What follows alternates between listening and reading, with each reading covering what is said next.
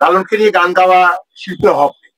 লালনকে নিয়ে যখন বলবো গবেষণার কাজ, শব্দের অর্থগুলো খোঁজার কাজ, এর অসমস্যা গুলো কোথায় সেগুলো চিহ্নিত করার কাজ, সেখানে কিন্তু লোক পাওয়া খুব কঠিন হয়।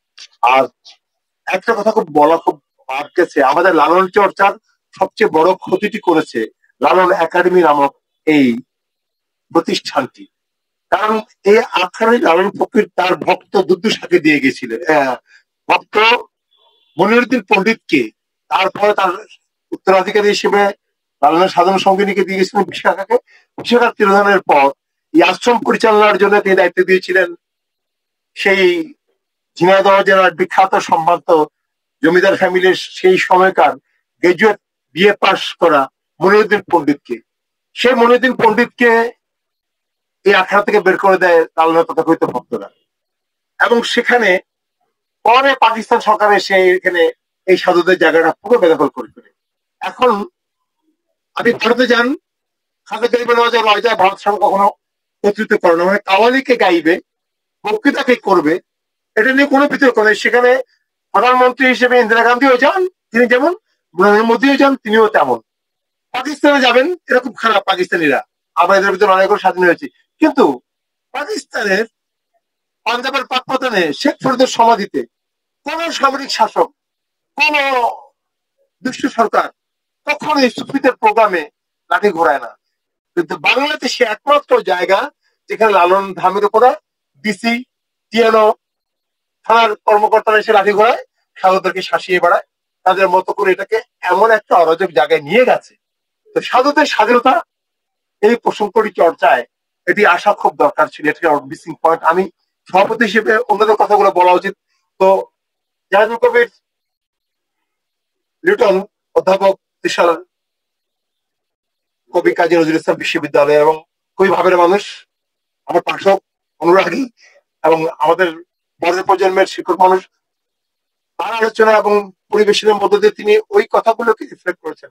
সালামাত শিশির রিপোর্ট করেছেন একই কথাগুলো, যে মূল জিস্ট গুলো কোথায় কোথায়। আর আমাদের পশ্চিমবঙ্গ মুর্শিদাবাদ থেকে আগত কবি, গবেষক, সঙ্গীত অনুরাগী, সাংবাদিক এবং সংস্কৃতি সংগঠক আমাদের লালন বিশ্ব সংঘের পশ্চিমবঙ্গের অন্যতম কর্ণধার মীর রাকেশ রওশন। লালনের গান প্রথম প্রিন্টেড আকারে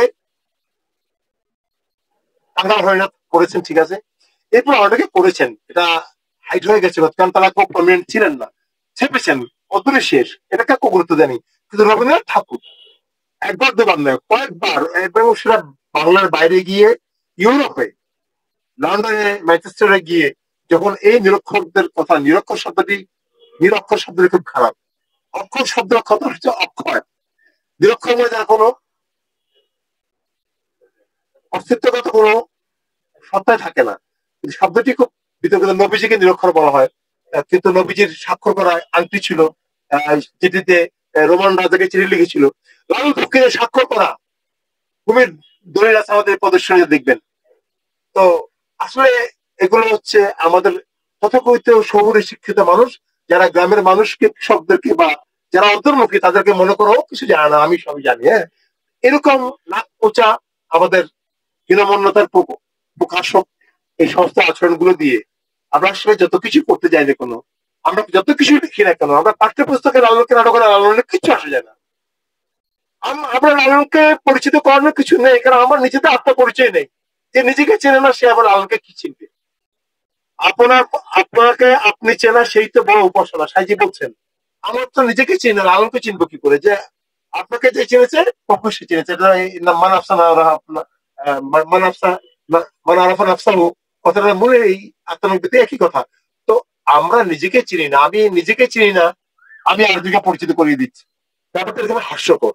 তো আমরা ভদ্রলোকরা, শিক্ষিত লোকরা, শহরের লোকরা যারা মাটি থেকে আলাদা হয়ে গেছি, শিক্ষা থেকে বিচ্ছিন্ন হয়ে এখন বিশতলায় উঠে পাশ করি, তাদের চোখে লালন যেরকম, কিন্তু যারা এটাকে গত 250 বছর ধরে ধারণ করে গিয়ে এত প্রতিকূলতার মধ্যে বাঁচিয়ে রেখেছে, তাদের কাছে আমাদের যেতে হবে, তাদেরকে আনতে হবে।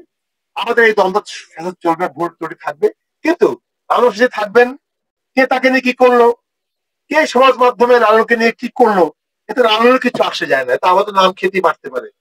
সুতরাং অক্ষয় সত্তা, তার মানে 250 বছর পর যেমন প্রযোজ্য, 2500 বছর পরেও বাঙালি এই গান গাইবে। আমি এই সেমিনারে আপনাদের অনেকক্ষণ সময় হরণ করলাম, আপনাদের সবাইকে ধন্যবাদ এতক্ষণ সময় দেওয়ার জন্য। আমাদের এই উৎসবের 9 দিন ব্যাপী উৎসবের আজকে দ্বিতীয় দিন। আগামীকালও এখানে আমাদের আয়োজন আছে, আলোচনা আছে। আগামীকালও আমাদের বাউল সঙ্গীত হবে। আপনাদের সবাইকে আমাদের উৎসবের পরবর্তী পর্ব বাউল সঙ্গীত আসরে আবেদন জানিয়ে আমি এই উৎসবের এই আন্তর্জাতিক সেমিনারের এখানে সমাপ্তি ঘোষণা করছি। আমাদের সবার চরণ আমার ভক্তি। জয় গুরু, জয় লালন সাহেব।